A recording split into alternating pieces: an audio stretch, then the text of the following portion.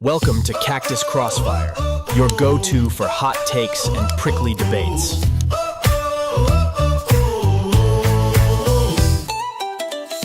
All right, welcome back to another episode of Cactus Crossfire. I am your host today, Eddie Ablaser, and my good friend, my co-host, my comrade in crime, Sisto is not with me today. He is out working in the field in Santa Fe, New Mexico. I appreciate all the things that he does, but he is not able to be with me. And so today we are having a solo podcast, going to go over some of the issues that we have been talking about over the past couple of months and a little bit on our new segment as a little teaser. The question that everyone is wondering, that has been wondering for many, many, many years.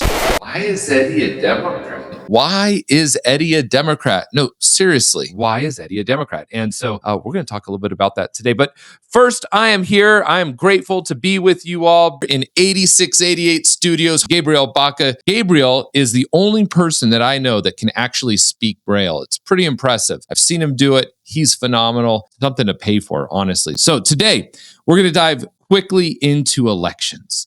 We had some elections that occurred in Idaho. There's some elections that happened in North Carolina, municipal elections in Arizona. One of our good friends that has been a friend of the podcast that joined us. I'm going to talk a little bit about that. There's some international things that have been going on that directly ties in to the big question, why is Eddie a Democrat? And so to start, I want to talk about elections. I want to talk about what we're seeing across this country.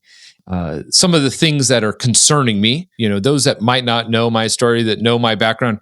Yeah, I was a Republican. I was a registered Republican in college. I was a member of the College Republicans, a CR at Arizona State University. Go Devils. Helped a lot of amazing, amazing people that I'm friends with even today get elected as a young person in politics. As I tell many people, and when I ran for office, I was sort of part of this group of friends that were close with Pat Tillman.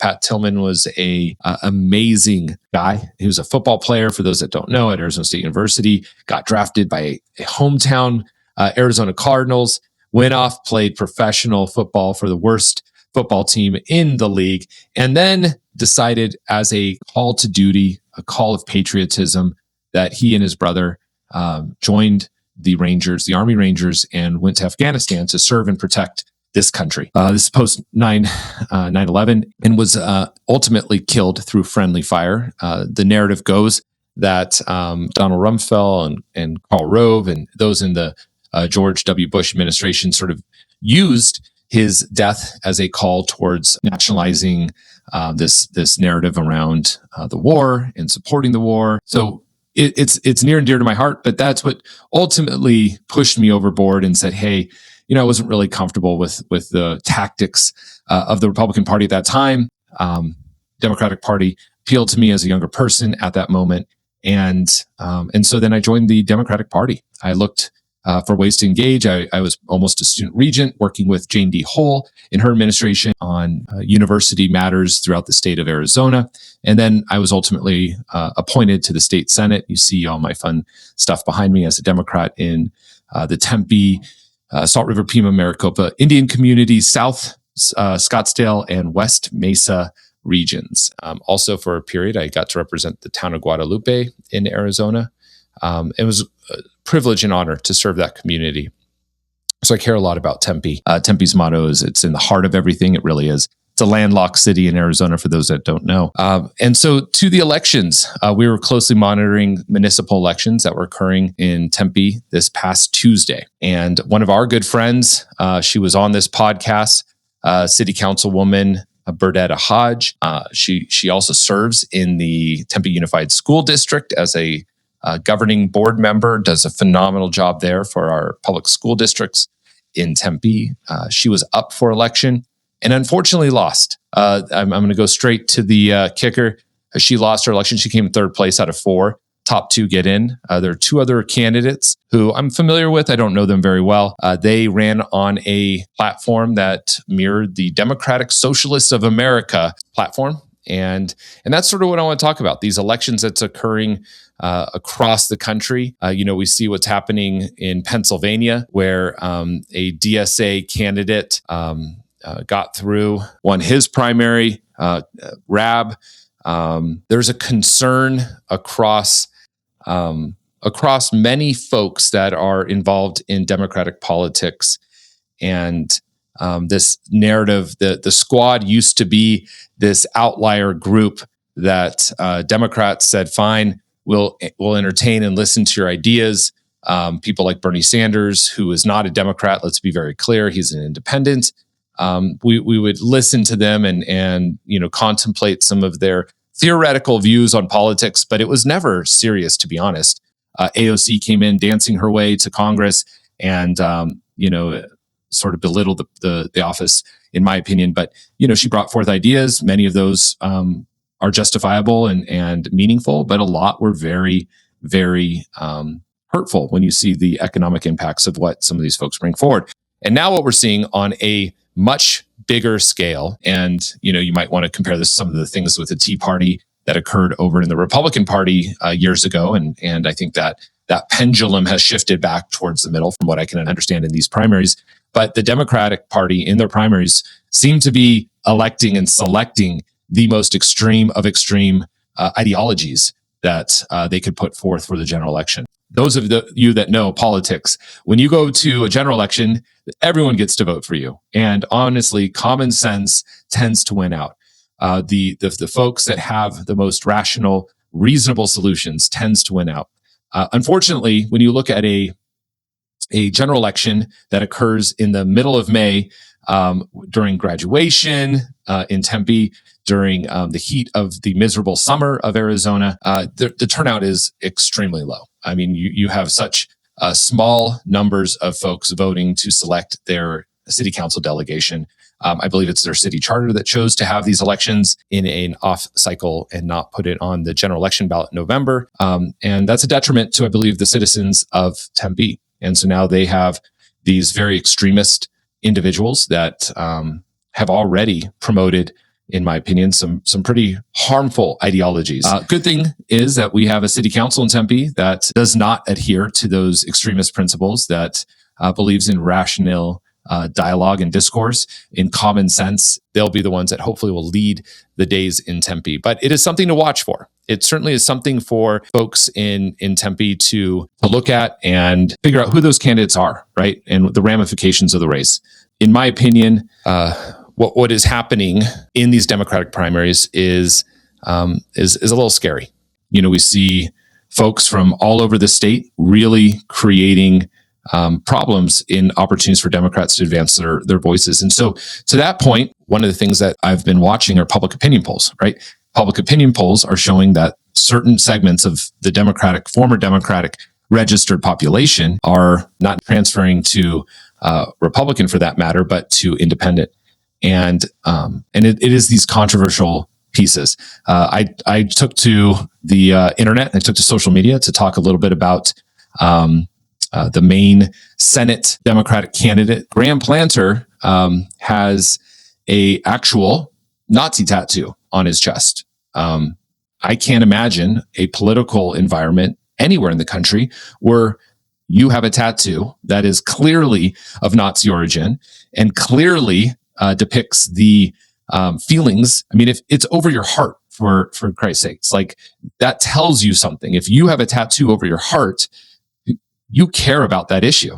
And it's disgusting, in my opinion, that someone is so blatantly anti-Semitic, so blatantly prejudicial, so blatantly hateful. And it's amazing to me that I posted a simple statement that there's this Nazi propagandist that is a nominee for the U.S. Senate out of the state of Maine as the nominee for the Democratic Party. And the Democratic Party seems to be flocking to this guy in droves. Friends of mine who I've known for a long time supporting him, which is very disheartening. And I believe the party has a responsibility to reject these types of candidates, that we should ask more out of our candidates. We should ask more out of leadership. We should demand higher integrity, especially in the face of the criticism that myself and many of those from my party have given to the other side. It is extraordinarily hypocritical for us as Democrats to criticize Trump and Trump's administration and the virtues that we believe that he and his team might be violating, and then ignore the blatant hatred that many of these candidates are espousing out of their races, like Graham Planter in Maine. Another perfect example of that is this woman, Maureen Galindo, in Texas. She's running in I believe, a special election in Texas, and made just absolutely disgusting remarks, and basically said that what she's going to do is take the ICE holding cells. Those cells will be turned into concentration camps or internment camps for Zionist Jews here in America. How far has the Democratic Party fallen that we have allowed such explicit hatred and explicit and disgusting views espoused from her platform? Every person in that district should be ashamed of themselves for casting that ballot. And the party itself should disavow and reject and say, you are not part of the party. You can run as an independent. You can run as a democratic socialist, i.e. Nazi, and run on your own accord. But the fall of the Democratic Party to this level of extremities is disgusting. And so it begs the question, Eddie, why are you still a Democrat? And that's something we'll explore on this podcast. I'll tell you, one of the strikes against me being a Democrat is how anti-Semitic the Democratic Party maybe always was, is becoming. Look at tragic events that happened in San Diego, where two young, very disturbed individuals, their guns and fired on and killed 3 people outside of a mosque in San Diego. I don't know what the intents of those individuals were or what they're doing, but it's disgusting. They were mentally ill. The fact that they had access to weapons is another debate that we should have in this country. But that we, those of us that believe in Israel's right to exist, those of us that believe that no party should ever stand for hate, and we should expel all horrible, hateful candidates that try to put on the moniker as Democrat underneath their political party, we also can stand and say what happened in San Diego is awful, right? That our brothers and sisters in the Muslim community should be protected, should be safe, and should not have the same threats occurring to them that Jews across this country that we see are happening to them constantly. And so to me, these primaries, these Democratic socialists that won the 2 seats in the Tempe race, they're gonna be monitored closely. They'll probably espouse a lot of these very sick and pathetic views that come from Mayor Two-Face out of New York City, Mamdani, and what the failures that he's brought upon that city. Good thing to know is we have a council and checks and balances to make sure and ensure that the radicalized people who win these elections don't have the power to actually harm the community beyond their rhetoric and their propaganda, which is harmful in of itself. And so as we see anti-Semitism moving, as we see, Islamophobia growing, I think there is rationality that should be settled in the middle. I think there is an opportunity for a discourse and conversation. And honestly, I don't see it from the Democrats. I see Republicans taking candidates like Thomas Massie, who is just hateful and disgusting and vile in all of his rhetoric, and they defeated him handedly. And you have to provide applause for when those types of things happen. You have to recognize good when good overcomes evil, right? And so to me, the fact that he lost his election, fantastic. This is something that we should all be proud of, and we should all be grateful for.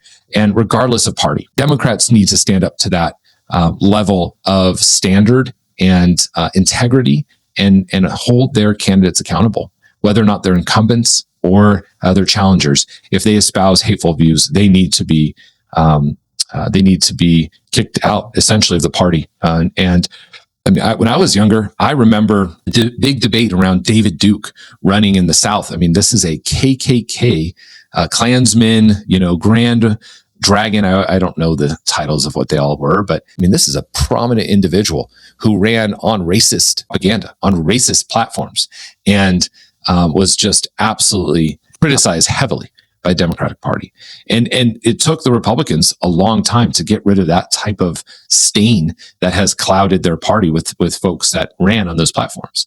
So what is the Democratic Party going to do? What will Democrats across the country do with people like Ro Khanna, who is just out there in California, continually propagating anti-Semitic rhetoric that is hurtful in his positioning of what's happening in the Middle East, and frankly creating harm and danger for many individuals throughout California that are Jews that because of his rhetoric are now having to look over their shoulder. So I think the time has come for Democrats to really look in the mirror and make a decision on what they and we are as a party.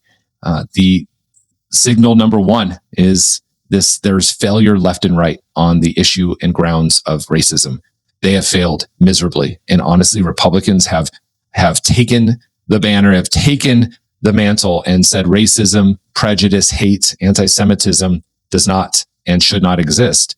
And meanwhile, all we're seeing from the Democratic Party is allowing these extremist organizations to have a platform, to have a microphone, to have an opportunity to come and propagate their hate. And it is becoming the norm of the party. Just look at who they're electing in these primaries. So Democrats, my fellow Democrats that have supported me in the past, that stand by the work that we do, you all hold your parties accountable. Don't just vote for a Democrat because they're a Democrat if they espouse hate. They should be held accountable at the ballot box. And if there is an independent Republican candidate that has more integrity, that has more ethic and conviction, then those individuals should be elected, regardless of party.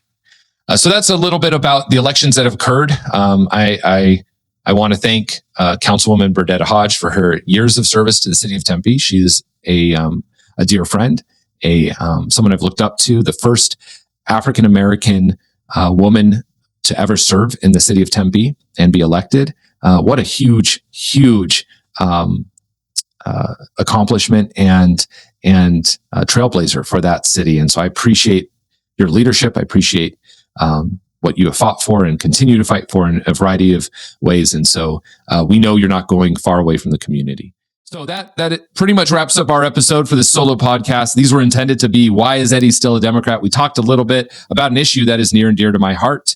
This issue is the racism that we see across the country, which is where you identify a group, a minority group, and you demonize and minimize and create prejudicial policies against them. And Democrats seem to be embracing these very hateful populist views that are coming from the extremist parts of their party. And that scares me. And I hope it scares you too.